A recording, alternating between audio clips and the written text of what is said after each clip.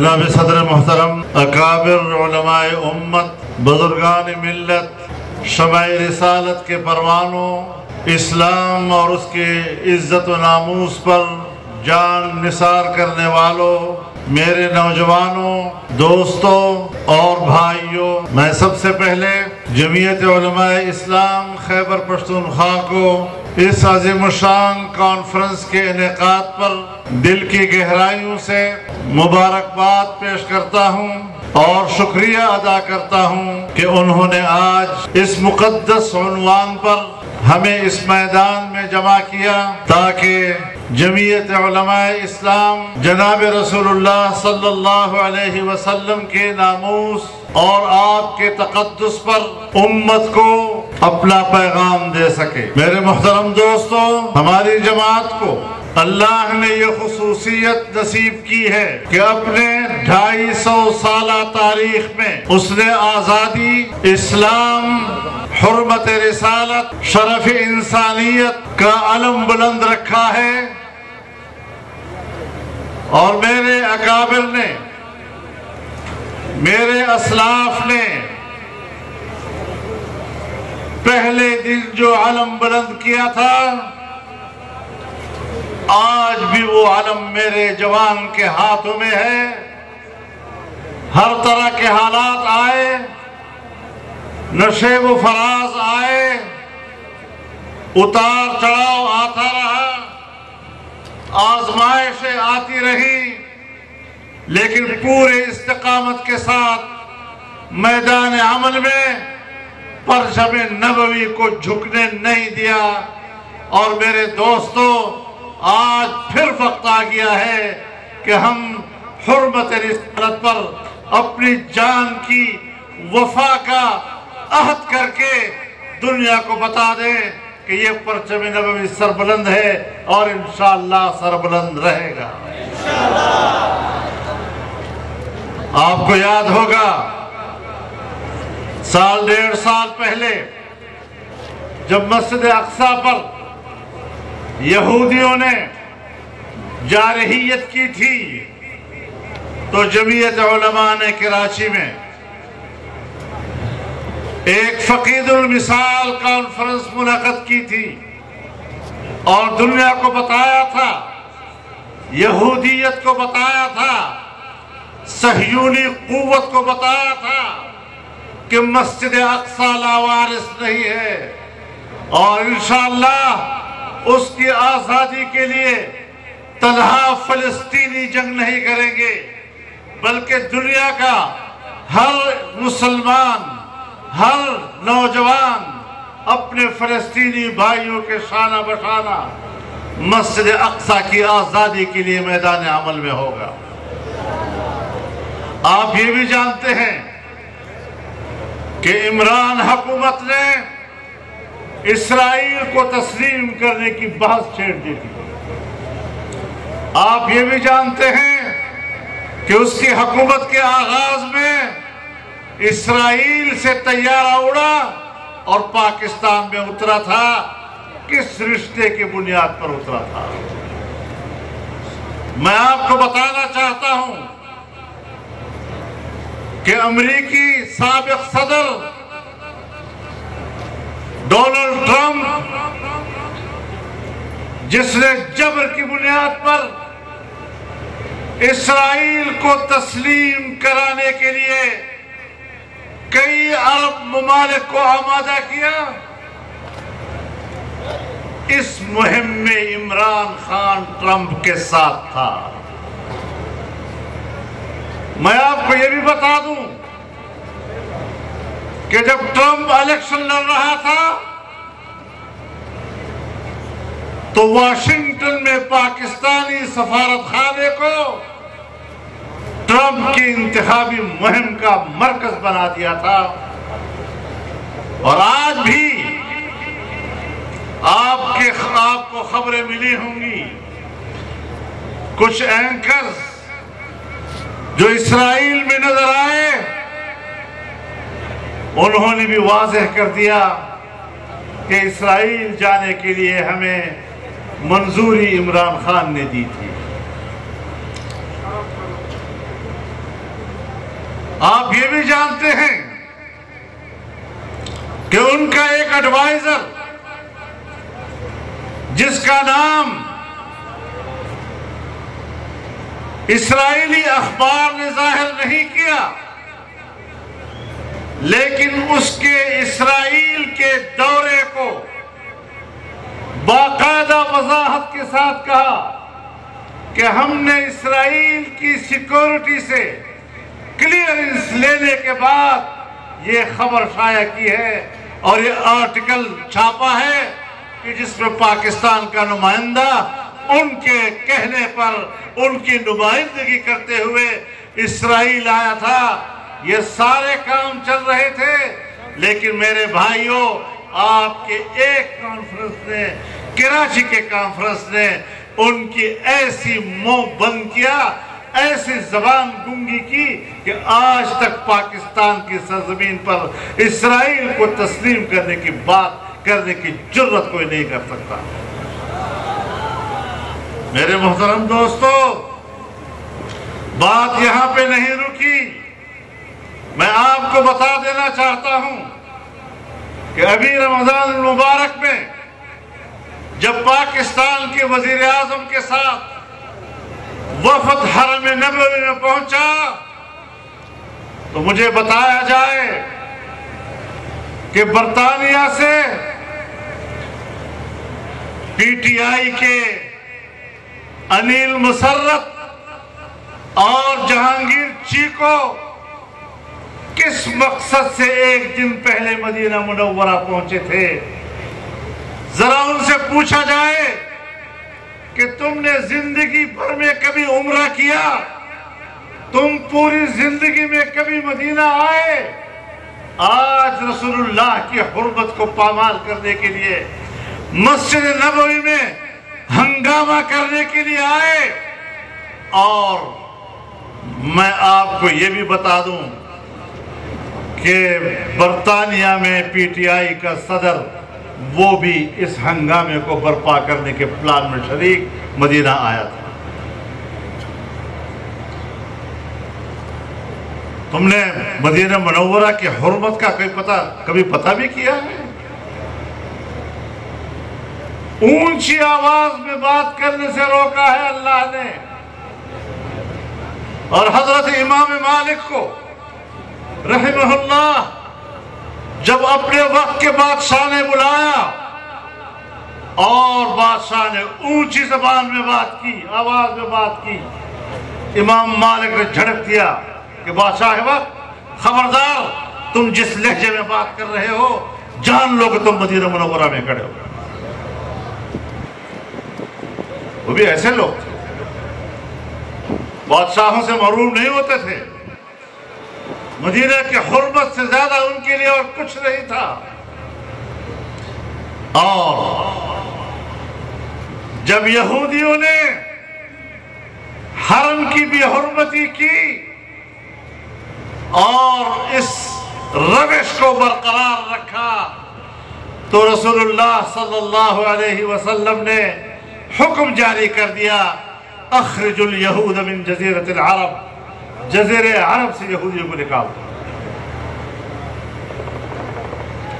جس طرح رسول اللہ صلی اللہ علیہ وسلم نے یہودیوں کو جزیرۃ العرب سے نکالا تھا، آج میں پاکستان میں ان کے ایجنٹوں کو کہنا چاہتا ہوں کہ پاکستان کے مسلمان اور جمعیت علماء اسلام کے یہ جیالے تمہیں پاکستان سے نکالیں گے، پاکستان کی سیاست سے نکالیں گے، اور پاکستان کی سرزمین پر تمہیں سیاسی لحاظ سے دفن کریں گے، اور پاکستان اب تمہارا سیاسی قبرستان بنے گا، تم مزید زندہ نہیں رہے۔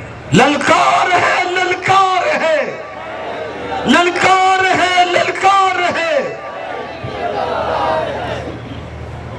تم نے کس کو چھیڑا ہے؟ تم نے رسول اللہ کے مقام کو نہیں سمجھا؟ بات کرتے ہو ریاست مدینہ کی، اور ریاست مدینہ کچھ شکل بھی تمہاری لگتی ہے۔ ذرا اپنی شکلوں کو دیکھو اور پھر ریاست مدینہ کی بات کرو۔ یہ گندا اور غلیظ منہ اور رسول اللہ کا تقدس. یہاں کوئی سمجھوتا نہیں. میں اپنی عزت پر چشم پوشی کر سکتا ہوں.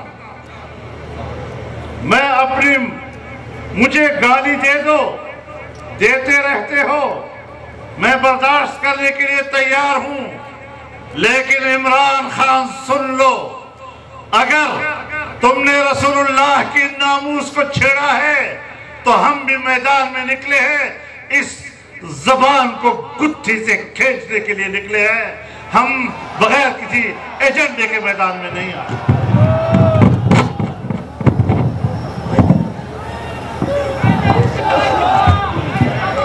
تاجدار ختم نبوت، تاجدار ختم نبوت، قائد جمعیت مولانا فضل الرحمان.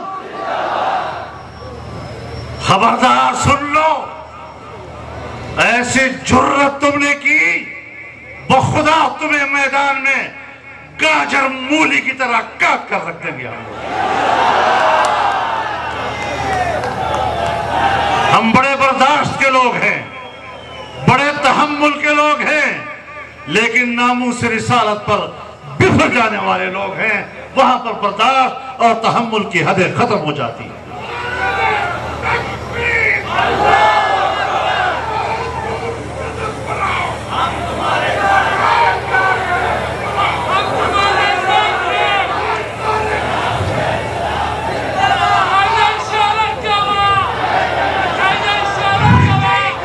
ناموس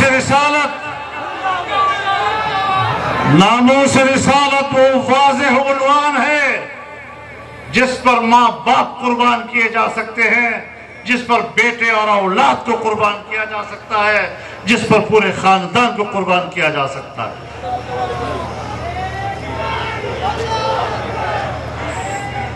تم نے یہ حرکت کر کے اللہ کے عذاب کو دعوت دی ہے.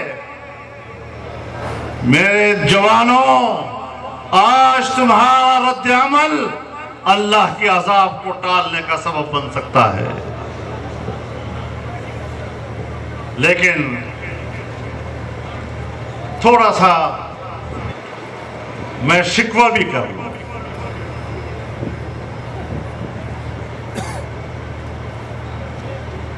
ناموس رسالت کی توہین کے ارتکاب پر کہا گیا کہ توہین مذہب پر کوئی مقدمہ دائر نہیں کیا جا سکتا.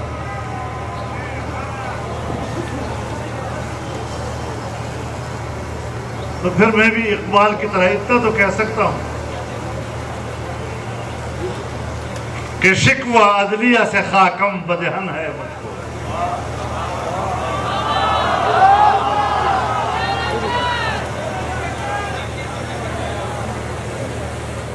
مانا کہ واقعہ سعودی عرب میں ہوا ہے.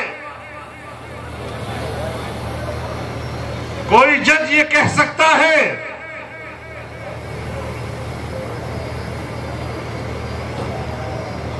کہ وہاں کا واقعہ پاکستان کی دائرہ اختیار میں نہیں،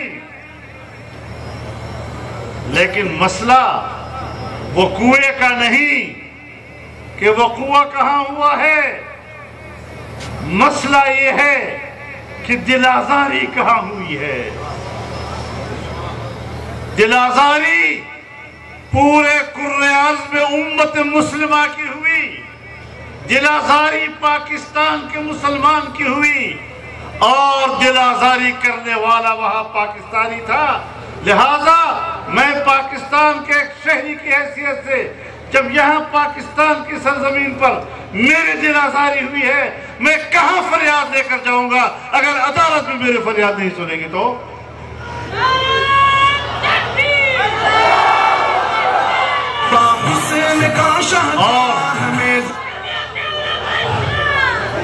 اور میں یہ بھی کہہ دینا چاہتا ہوں کہ رسول اللہ صلی اللہ علیہ وسلم آپ کا تقدس، آپ کی عظمت، آپ کا نور جس سے کائنات کے ذرے ذرے کو عزت حاصل ہے، آپ نے اس کو مدینہ منورہ کا مسئلہ قرار دے دیا۔ جس پیغمبر کی ذات، جس کا جسد اطہر جس مٹی سے وابستہ ہے، اس خاک کا مقام عرش بلندتر، جہاں آپ کے انوار سے کائنات کا ذرہ ذرہ منور ہے، مجھے یہ درس دیتے ہو کہ پاکستان میں اس توہین مذہب پر کوئی بات نہیں ہو سکتی؟ اگر پاکستان میں توہین عدالت پر بات ہو سکتی ہے تو پھر اس سے بڑھ کر توہین رسالت پر بات ہو سکتی ہے۔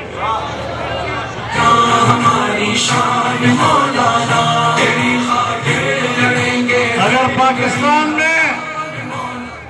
پاکستان میں بانی پاکستان کی عزت پر بات ہو اور قانون حرکت میں آتا ہے، اگر پاکستان میں افواج پاکستان پر تنقید ہو اور قانون حرکت میں آتا ہے، اگر پاکستان میں عدلیہ پر تنقید ہو اور قانون حرکت میں آتا ہے، تو جناب رسول اللہ صلی اللہ علیہ وسلم بانی پاکستان سے بھی مقدم ہے، عدلیہ سے بھی مقدم ہے، فوج سے بھی مقدم ہے، مجھ سے بھی مقدم ہے، اور کوئی دنیا کا بڑی سے بڑی شخصیت، بڑا سے بڑا ولی، سارے دنیا کے صحابہ کرام اور ساری دنیا کے انبیاء کرام جمع ہو جائے، میرے پیغمبر کے مقام کو نہیں پہنچ سکتے۔ تاجدار ختم نبوت، تاجدار ختم نبوت، مجاہد ختم نبوت مولانا فضل الرحمان، قائد جمعیت مولانا فضل الرحمان، مولانا اب آیا آیا، مولانا اب چھایا چھایا، مولانا میدان میں آیا، مولانا ہر لب کرن آیا، مولانا مولانا مولانا ہماری جان۔ میرے محترم دوستو، 3.5 سال پونے 4 سال تک 3.5 پونے 4 سال تک تم نے جس طرح کی حکومت کی، جس طرح تم نے یہودی لابی کے لیے کام کیا، جس طرح تم نے ٹرمپ کے ساتھ مل کر اسرائیل کو تسلیم کرنے کی مہم چلائی، جس طرح سے آپ نے اسرائیل میں اپنے نمائندے بھیجے، اور پھر جب پاکستانی سفارت خانے کو آپ ٹرمپ کے انتخابی مہم کا مرکز بنائیں گے، پھر آپ جو بائیڈن سے یہ گلہ کرتے ہیں کہ وہ مجھے فون کیوں نہیں کرتا؟ امریکہ کی داخلی سیاست میں آپ نے پاکستانی سفارت خانے کو کیوں ملوث کیا تھا؟ اب کہتے ہیں میں امریکہ کا خلاف ہوں۔ ہم تمہیں نہیں جانتے، تمہاری اصلیت کو جانتے ہیں، تمہارے خمیر کو ہم جانتے ہیں، تمہارے خبث باطن کو ہم جانتے ہیں۔ کہتے ہیں جلسے کر رہا ہے، میں نے کہا ٹھیک ہے جلسے کر رہا ہے، اللہ کی حکمت ہر چیز میں ہوتی ہے۔ ہم نے کہا دھاندلی کر کے آیا ہے، ہم نے کہا اس کو حکومت کرنے کا حق نہیں، لیکن حکومت آنے سے پہلے جس طرح دنیا نے اس کو اٹھایا، بی بی سی اور وائس آف امریکہ نے آسمان کی قلابیں ملائی اور ایسی شخصیت کے طور پر اس کو پیش کیا جیسے اگر ویژن ہے تو یہی، شخصیت ہے تو یہی، تبدیلی لائے گا تو یہی سب سے بڑا ایک آئیڈیل شخصیت۔ اللہ کی حکمت تھی کہ 3.5 سال اس کو موقع دیا اور پتہ چل گیا کہ یہ کتنا نالائق بچہ ہے۔ تمہاری نااہلیت کو اللہ نے اجاگر کرنا تھا، تمہاری نالائقی دنیا کے سامنے واشگاف کرنی تھی، تمہاری نااہلیت کو دنیا کے سامنے دستبان کیا کہ تم ملک نہیں چلا سکے۔ اب جلسے میں پھر رہا ہے، گاؤں گاؤں پھر رہا ہے۔ میں نے کہا اس میں بھی اللہ کی حکمت ہے، پہلے یہ صلاحیتوں کے اعتبار سے نااہل ثابت ہوا، اور اب انشاءاللہ جلسوں کے بعد یہ ذہنی طور پر بیمار ثابت ہوگا۔ ایک درجہ ہوتا ہے پاگل کا، ایک درجہ ہوتا ہے باولے کا۔ اب یہ دنیا کے سامنے اسی طرح ظاہر ہوگا انشاءاللہ۔ اور یاد رکھو میں بتانا چاہتا ہوں کہ اب یہ سیاسی لحاظ سے ایک لاش ہے، لاش، اور میں ان کے پیروکاروں کو بھی بتانا چاہتا ہوں، اور اگر کہیں کسی ادارے کے اندر کوئی آنٹی کو تکلیف ہے، کسی گھر میں کسی اشرافیہ کو تکلیف ہے، ان کو بھی بتانا چاہتا ہوں کہ 1 کروڑ لوگ بھی اگر لاش کے اوپر کھڑے ہو جائے تو اس کو زندہ نہیں کر سکیں گے۔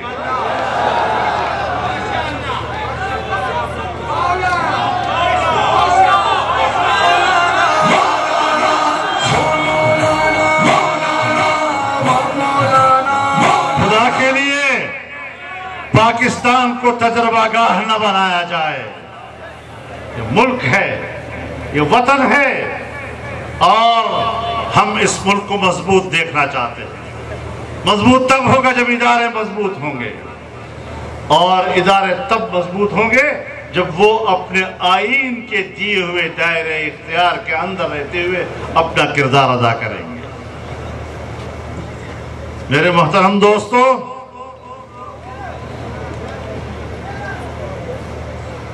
جلسے کرتا ہے تو آپ نے زبان سن لی اس کی، جو زبان اس نے استعمال کی کسی کی بیٹی کے بارے میں، اپنی حلال بیٹی ہوتی تو کسی کی حلال بیٹی کے بارے میں ایسی بکواس نہ کرتا۔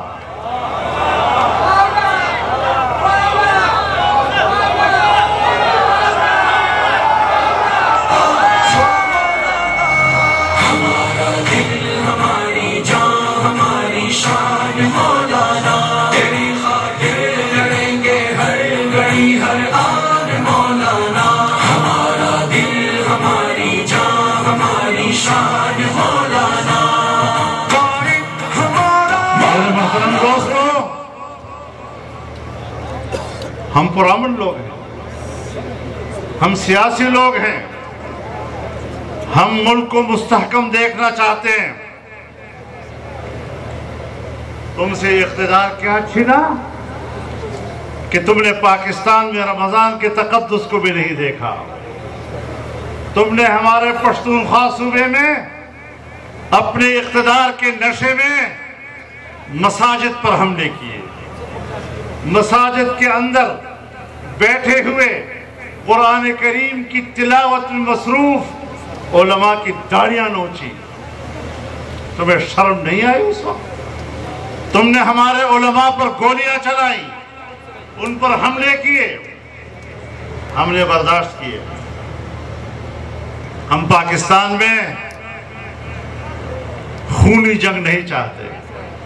یہ آپ کی زبان ہے، آپ کہتے ہیں خونی الیکشن ہوں گے، ابھی خونی سیاست ہوگی۔ تو میں نے رانا ثناء اللہ سے کہا کہ یار یہ خونی اور بادی کا علاج تو کر لو حکیم ثناء اللہ صاحب۔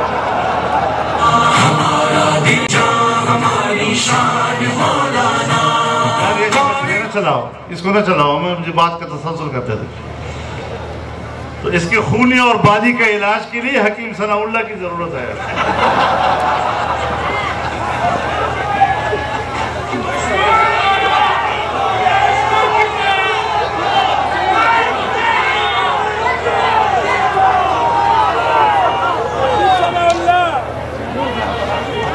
خدا بیمارے بنے حکیم سے خپوئی گی۔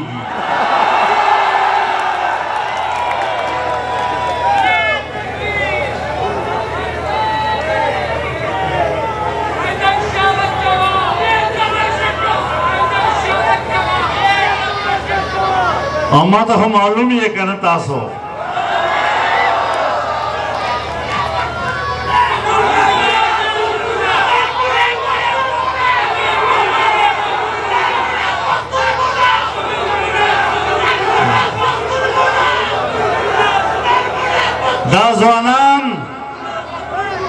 دا زوانان دوی ته اشتعال مور کوي دا پښتانام دي دا په اسلام مینم دي دا په اسلام باندې قربانيږي هم دا خپل پښتو پتم لري او کدا یو ځل اشتعال کې راغلل قسم دک یو یوته د کور نه بار راو نعرہ تکبیر تاجدار ختم نبوت جمعیت علماء اسلام قائد ملت اسلامیہ مولانا فضل الرحمان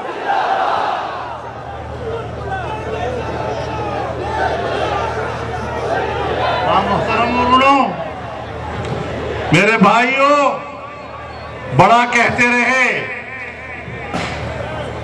ریاست مدینہ رحمت للعالمین اتھارٹی اور جب اقتدار سے محروم ہوئے کہتے ہیں باہر سے ہمارے خلاف سازش ہوئی ہے باہر سے سازش ہوئی ہے تو میں بتانا چاہتا ہوں پی ٹی آئی نے باقاعدہ اقوام متحدہ کو خط لکھا ہے کہ پاکستان کے اندر ناموس رسالت کا قانون امتیازی قانون ہے اور اس کو ختم کرنے کے لیے اقدامات کرو تم نے خط لکھا ہے تم نے اقوام متحدہ کو دعوت دی ہے کہ پاکستان کے اندر ناموس رسالت کے خلاف اس قانون کے خلاف آپ اقدامات کریں تم نے محنت کی قادیانیوں کے ساتھ وعدے وعید کیے کہ قادیانیوں کی غیر مسلم اقلیت کا شک آئین سے نکالا جائے گا یہ تمہاری کارستانیاں ہیں تم نے آئین سے اسلامی دفعات کو نکالنے کی سازشیں کی تم اس میں ناکام ہو گئے اور میرے ساتھیوں جمعیت علماء اسلام کے جیالوں جوانوں سرفروشوں آپ نے 3 سال 3.5 سال سڑکوں پہ کھڑے ہو کر میدانوں میں آ کر پاکستان کی اسلامی شناخت اور آئین کی اسلامی دفعات کا تحفظ کیا ہے اور ان کو آپ نے اپنے ایجنڈے میں کامیاب نہیں ہونے دیا میں اس پر آپ کو مبارکباد پیش کرتا ہوں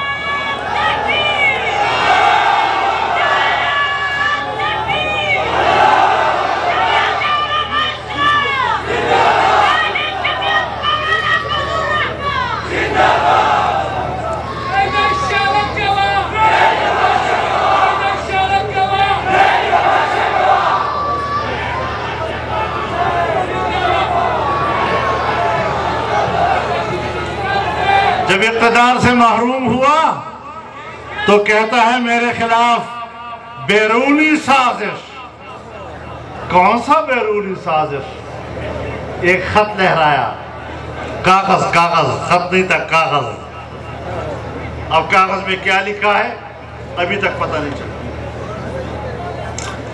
جب دنیا نے کہا تم جھوٹ بول رہے ہو اس کاغذ میں کچھ نہیں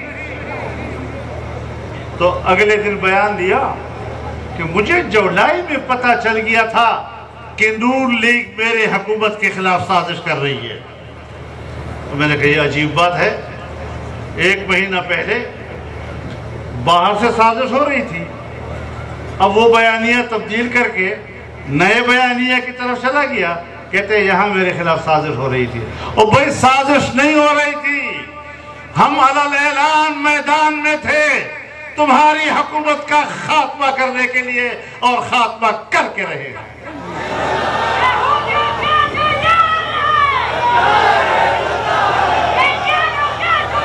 ہم نے سازش کے ذریعے تمہارا اقتدار ختم نہیں کیا ہم نے میدان عمل میں جنگ لڑ کر کھلے عام آپ کی اقتدار کو چیلنج کیا اور تمہیں اپنے گھر بھیجا ہے جہاں اب تمہارا گھر بھی نہیں ہے. اب کیا کروں؟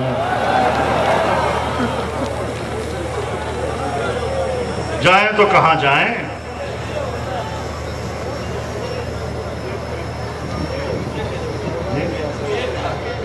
اچھی جگہ وہی ہے. میرے محترم دوستو،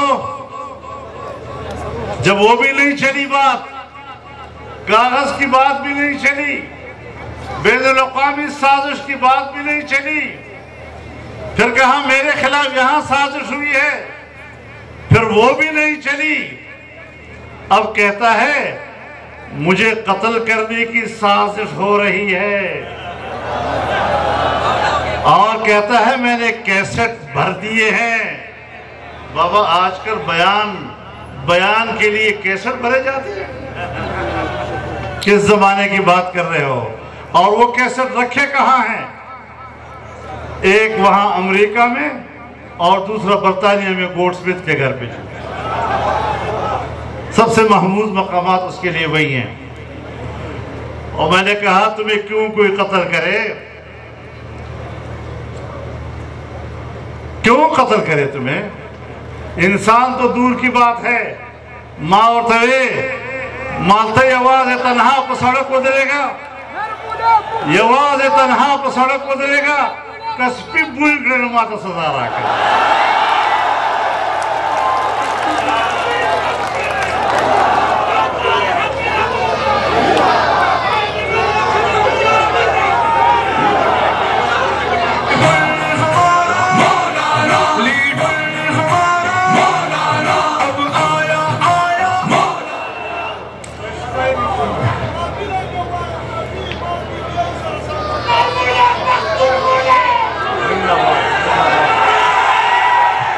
نازوان وائی جماع پی ٹی آئی سر تعلق کو اس دے نفر توبہ. مبارک تشو، مبارک تشو. اودا سے ندا چو وزیر اعظم ہاؤس سعوت لے نو پا بلی گالا کم زیندمو میں دلتا پہ خور کے ناس سے پٹ پغلا بانے زمان تا پتا دا.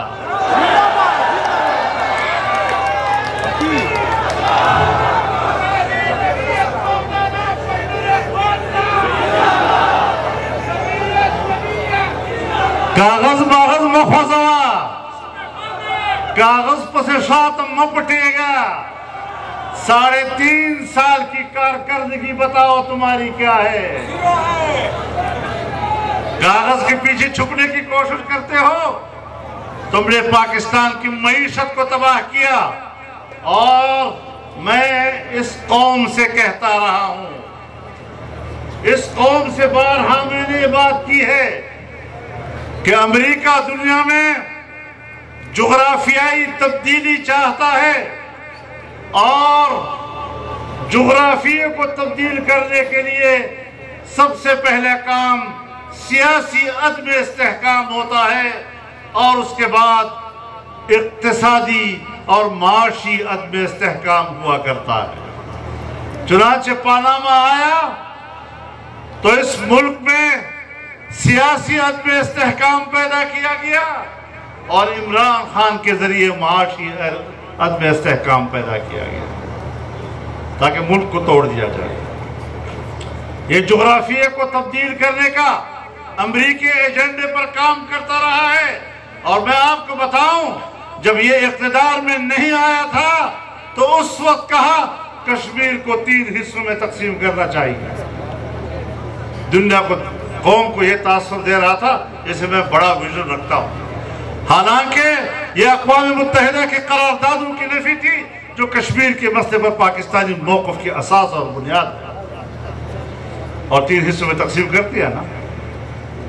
انڈیا والا مودی کے حوالے کر دیا. اس مودی کے حوالے کیا کہ ابھی اس کا الیکشن چل رہا تھا اور اس نے کمپین چلائی، خدا کرے کہ مودی کامیاب ہو، کشمیر کا مسئلہ حل ہو جائے گا. بھائی ٹرمپ کی کمپین تم چلا رہے ہو، مودی کا کمپین تم چلا رہے ہو، اور اپنے پتہ نہیں اب سابق ہے یا ابھی ہے تمہارا سالہ جو ایک مسلمان کے مقابلے میں لندن میں الیکشن لڑ رہا تھا، اس یہودی کے لیے کمپین چلانے کے لیے تم براہ راست لندن چلے گئے تھے۔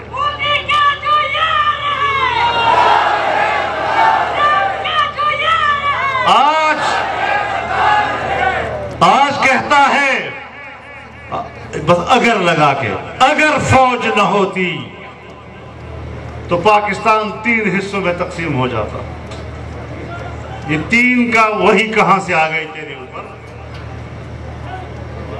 نہ 2 نہ 4 3، اس کو پتا ہے یہ کون سی سازش ہے، اس کو معلوم کرنا ہوگا، اس کا تعاقب کرنا ہوگا کہ یہ کس طرح پاکستان کو توڑنے کے ایجنڈے پہ کام کرتا رہا ہے۔ میں آپ کو اس کی حقیقت بتانا چاہتا ہوں، یہ کیا چیز ہے، کس کے ایجنڈے پہ کام کر رہا ہے؟ بس یہی ایک نام، چور چور چور چور، بس یہ ایک ہی نعرہ، چور چور اور چور چور۔ آپ مجھے بتائیں، نواز شریف چور، شہباز شریف چور، زرداری چور، اس چور پر چین کیوں اعتماد کرتا ہے، اس کو پیسے دیتا ہے؟ اس چور پر سعودی عرب کیوں اعتماد کرتا ہے، ان کو پیسے دیتا ہے؟ ان چوروں کے اوپر امارات کیوں اعتماد کر کے پیسے دیتا ہے؟ ان چوروں کے اوپر IMF کیوں اعتماد کرتا ہے؟ ان چوروں کے اوپر ورلڈ بینک کیوں اعتماد کرتا ہے؟ ان چوروں کے اوپر ایشین بینک کیوں اعتماد کرتا ہے؟ ان چوروں کے اوپر یورپی یونین کیوں اعتماد کرتا ہے؟ اور تم جیسے صادق اور امین پر اعتماد نہیں کرتے، ایک ٹکا تمہیں نہیں دیا۔ ذرا سمجھنے کی بات ہے، کیا باتیں کر رہے ہو تم لوگ؟ کیا قوم کو سکھانا چاہتے ہو؟ اپنی کارکردگی بتاؤ، دوسروں کو چھوڑو۔ تم پر کسی نے اعتماد نہیں کیا، تمہیں ایک احمق اور بیوقوف اور نااہل سمجھا، اور کسی نے یہ رسک نہیں لیا کہ اپنا پیسہ پاکستان بھیج کر ضائع کر دے۔ ملک کی معیشت کا بیڑا غرق کر دیا تم نے، پھر کہتے ہیں امریکہ نے سازش کی ہے۔ بھائی،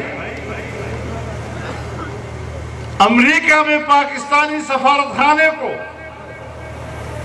ٹرمپ کی انتخابی مہم کا مرکز تم نے بنایا۔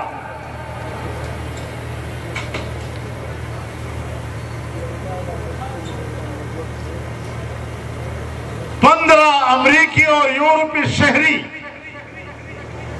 تمہارے کابینہ میں تھے۔ پاکستان کی تاریخ میں پہلی مرتبہ اسٹیٹ بینک کا گورنر ایک امریکی شہری کو تم نے بنایا۔ پھر بھی امریکہ کے ایجنٹ اور ہیں اور تم نہیں ہو۔ حساب کتاب کرتے ہیں، میدان میں کھڑے ہیں۔ آپ کو 300 پولیس، FC، رینجر کی سیکورٹی حاصل ہے، ہم تو کھلے میدان میں کھڑے ہیں، کھلے میدان میں آپ سے بات کر رہے ہیں۔ اب گالیوں پہ اتر آئے ہو جب ہماری بات کا جواب نہیں ملتا تمہیں۔ ہمارے دلائل کی بات کرو۔ تم قوم کو مطمئن نہیں کر سکتے۔ پاکستانی پیسہ کہاں پہنچا دیا تم نے؟ میں آپ کو ایک بات بتانا چاہتا ہوں۔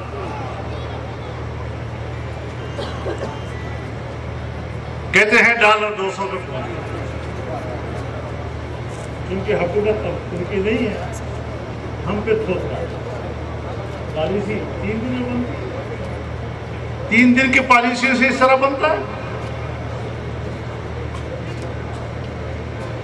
آپ کے اپنے ماہرین معیشت نے، عمران خان صاحب، آپ کے اپنے ماہرین معیشت نے آپ کی حکومت کے پہلے سال انٹرویوز دیے اور یہ بتایا کہ روپیہ 200 تک جائے گا۔ یہ وہی چیز ہے، یہ وہی 200 اسی پالیسیوں کے تحت۔ اب ہم نے تو ٹھیک کرنا ہے نا، ہم نے تو پاکستانی معیشت کو بہتر بنانا ہے، لیکن یہ بتاؤ کہ تمہارے 4 سال کی گند کو ہم 4 دنوں میں صاف کیسے کریں گے؟ گند بچھانا تو ایک لمحے میں ہو سکتا ہے، صفائی تو وقت لیتا ہے۔ تم نے جو گند کیا ہے پاکستان میں، تم نے جو معیشت کو تباہ کیا ہے، دنیا میں یا ایک مسلم دنیا ہے یا غیر مسلم دنیا ہے، مسلم دنیا میں پاکستان کا قریب ترین دوست سعودی عرب ہے، اور غیر مسلم دنیا میں پاکستان کا قریب ترین ملک چین ہے۔ یہ دونوں آج ہم سے ناراض ہو گئے، ہم پہ اعتماد نہیں کر رہے۔ آج ہم نے بین الاقوامی برادری کا اعتماد بحال کرنا ہے۔ آج وہ لوگ ہمیں مل رہے ہیں، کیا آپ نے ہمارے ساتھ کیا؟ کیا آنے والے وقت میں کیا کریں گے آپ؟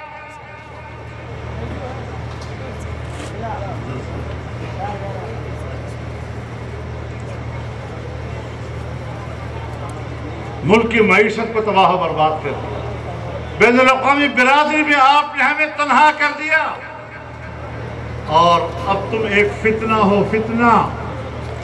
فتنہ وہ ہوتا ہے جو اپنے غلط عقیدے اور نظریے پر اپنے پیروکار پیدا کر لیتا ہے۔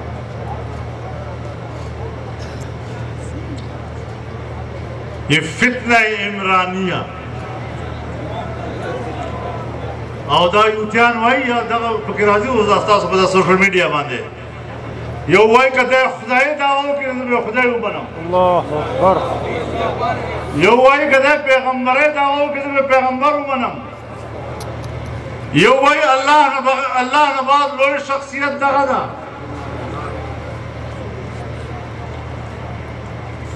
اور بد اخلاقی خبر خو کول ہے نشن پر سٹیج باندے۔ یہ کوئی بات ہے؟ دلتا خدوی کی یو دا پہلے خبر باندے درود ہوئی،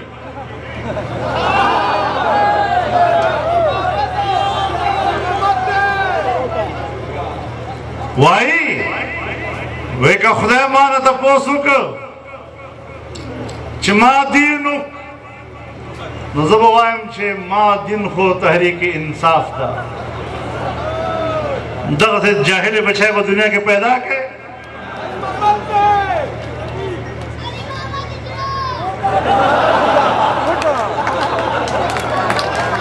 ماں کوئی نمنا دا کسیتا سے بخورا جوڑا ہو پیچھا دا جوڑا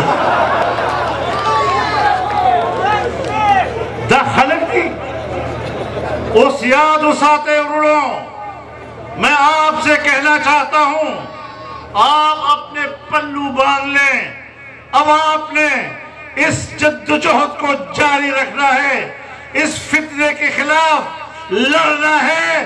وَقَاتِلُوهُمْ حَتَّى لَا تَكُونَ فِتْنَةً، ان کو چھوڑنا نہیں ہے۔ سمجھتا ہے میں جو چاہوں کہوں اور لوگ اس کو قبول کر لیں گے؟ ہماری بات پوری سنو، ہماری بات پوری سنی۔ اس نوجوان نے اعلان کر دیا کہ میں آج کی بات بھی کہے گا نہیں، پتہ چل گیا۔ میرے جوانوں، جس طرح ان کے یوتھیے گلی گلی میں جوانوں کو گمراہ کر رہے ہیں، میرے جوانوں نکلو، گلی گلی میں جاؤ اور نوجوان نسل کو اللہ کے دین کی تعلیم دو۔ خلق و توائی وہ اللہ وہ پیغام را لے گا، نو پیغمبر وہ خلق و ترساو تاسو با زمان پیغام خلق و ترساوئے تا سڑی زوئی دا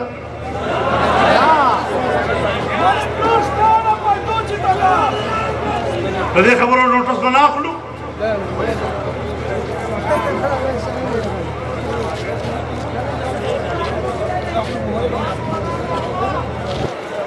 تو آپ کے خلاف سازش نہیں ہوئی، آپ کے خلاف ہم نے تحریک چلائی ہے اور آپ کی حکومت کو ہم نے گرایا ہے۔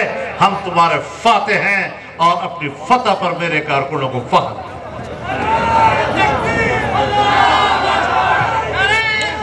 ہاں میں ایک بات ضرور کہنا چاہتا ہوں، کہ جب ملک معاشی لحاظ سے تباہ ہوا اور ایسے حالات میں ملکوں کے اندر بغاوتیں آ جاتی ہیں، صوبوں میں بغاوتیں آتی ہیں، علاقائیت کے نعرے بلند ہوتے ہیں، قومیت کے نعرے بلند ہوتے ہیں، پاکستان کے سیاستدانوں نے مل کر قوم کو ایک پلیٹ فارم پر رکھا، اور میں قوم کو سلام پیش کرتا ہوں کہ کہیں سے بغاوت نہیں آئی، اور پوری قوم نے عمران کے مقابلے میں اپنے ملک سے وفا کا عہد کیا اور اپنے ملک کے ساتھ قائم رہ گئے۔ میرے محترم دوستو، ہم نے یہ جنگ لڑنی ہے اور اپنی شرافت کے ساتھ لڑنی ہے۔ ہمیشہ داعی کا لب و لہجہ بڑی حکمت اور شائستہ انداز گفتگو کا ہوا کرتا ہے، منکر جو ہے وہ گڑبڑ کرتا ہے۔ اب ان کے لب و لہجے کو دیکھو، ان کے زبانوں کو دیکھو، کیا بولتے ہیں، جو ظرف کے اندر ہے وہی سامنے آئے گا، جو غلاظت اندر ہے وہی باہر آتی ہیں۔ الحمدللہ آج سب چیزیں دنیا کے سامنے آ رہی ہیں۔ ناموس رسالت کا سوال آیا تو یاد رکھو جمعیت کا کارکن آپ کے مقابلے میں میدان میں ہوگا۔ یہودیوں کے ایجنٹ بنو گے، جمعیت کا کارکن آپ کے مقابلے میں میدان میں ہوگا۔ پاکستان کو تقسیم کرنے کی بات کرو گے، جمعیت کا کارکن آپ کے مقابلے میں میدان میں ہوگا۔ کشمیر کا سودا کرو گے، جمعیت کا کارکن آپ کے مقابلے میں میدان میں ہوگا، اور قوم انشاءاللہ متحد رہے گی۔ تو کیا خیال ہے، جنگ جاری رکھنی ہے نا؟ آگے بڑھیے، ملک کو ایک رکھنا ہے۔ تمام اداروں سے درخواست کرنا چاہتا ہوں کہ یہ وقت اپنی پالیٹکس کا نہیں ہے، اپنے محدود مفادات کے لیے لڑنے کا نہیں ہے، یہ وقت قومی یکجہتی کا ہے۔ میں فوج کی قیادت کو بھی پیغام دینا چاہتا ہوں، اسٹیبلشمنٹ کو بھی پیغام دینا چاہتا ہوں۔ ہمیں آپ سے شکوہ تھا تو برملا شکوہ کر رہے تھے،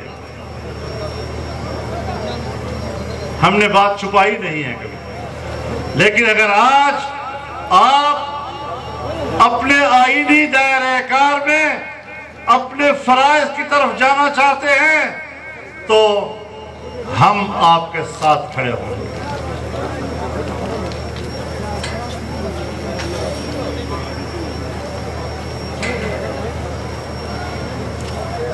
تو مسئلہ بنیادی یہ ہے کہ میں ان کو بھی بتانا چاہتا ہوں کہ خدا ملک پر کوئی برا وقت نہ لائے، کوئی دشمن ہم پہ حملہ نہ کرے، ورنہ پھر کوئی یوتھیا فوجیوں کے ساتھ نظر نہیں آئے گا۔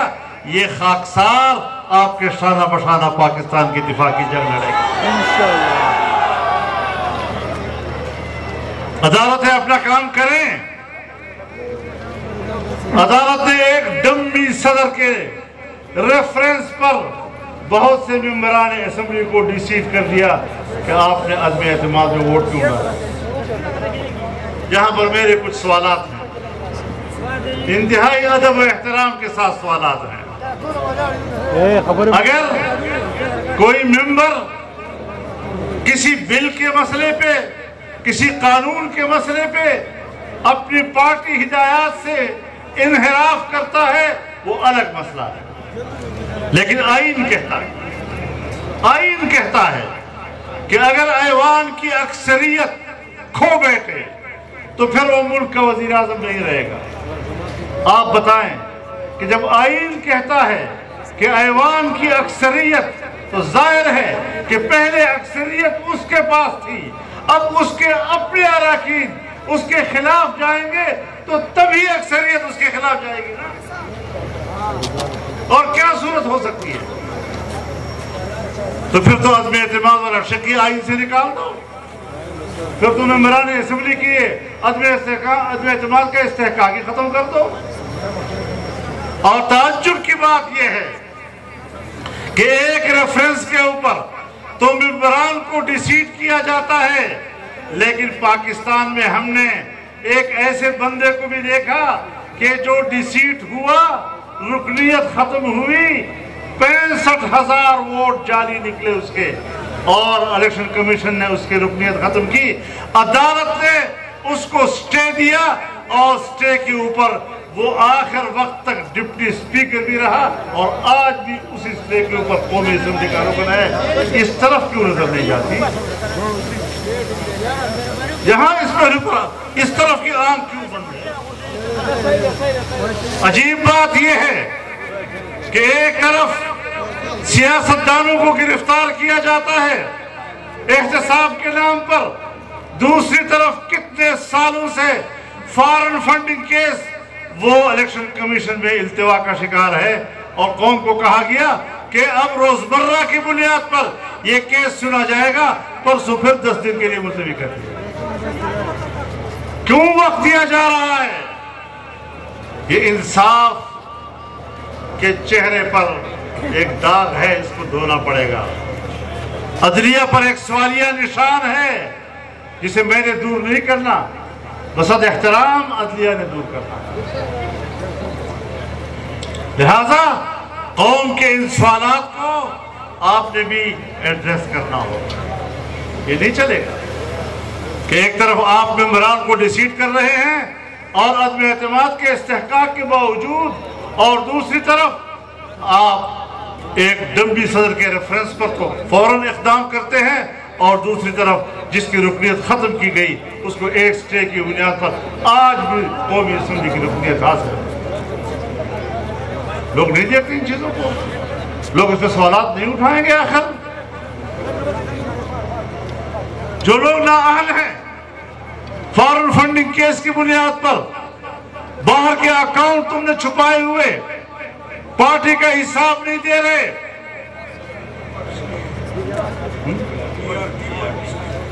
یہاں جو آپ کے پشاور کا حال کیا ہے BRT کا، اس پر بھی سٹے ہے، کہتے ہیں اس کا احتساب نہیں کرنا، معلوم جبے کا احتساب نہیں کرنا، اس پر سٹے پہ سٹے دیے جا رہے ہیں۔ تو اگر ایسے مجرموں کی پاکستان کے اندر اس طرح کی حوصلہ افزائی ہوتی رہی تو کس کے دباؤ پہ ہو رہی ہے؟ پھر کیا ہم ایک واقعی آزاد قوم کہلا؟ تو اس اعتبار سے ہم نے انشاءاللہ جو اکابرین کا سبق لیا ہے وطن کی آزادی کا، اس کے لیے ہم آخر دم تک لڑیں گے، اور یہ جو باہر کے ایجنٹ بن کر آزادی کی بات کرتے ہیں، اسلام کی بات کرتے ہیں، ہمارے بھی کچھ دوست ہمارے رنگ کے داڑھی پگڑی والے جو اسرائیل کی بات کرتے تھے، وہ بھی انہی کے ساتھ جا کر مل گئے ہیں۔ کند ہر جنس باہم جنس پرواز، تو بس ہم کیا کر سکتے ہیں؟ اللہ تعالی ہدایت عطا فرمائے۔ وآخر دعوانا الحمدللہ۔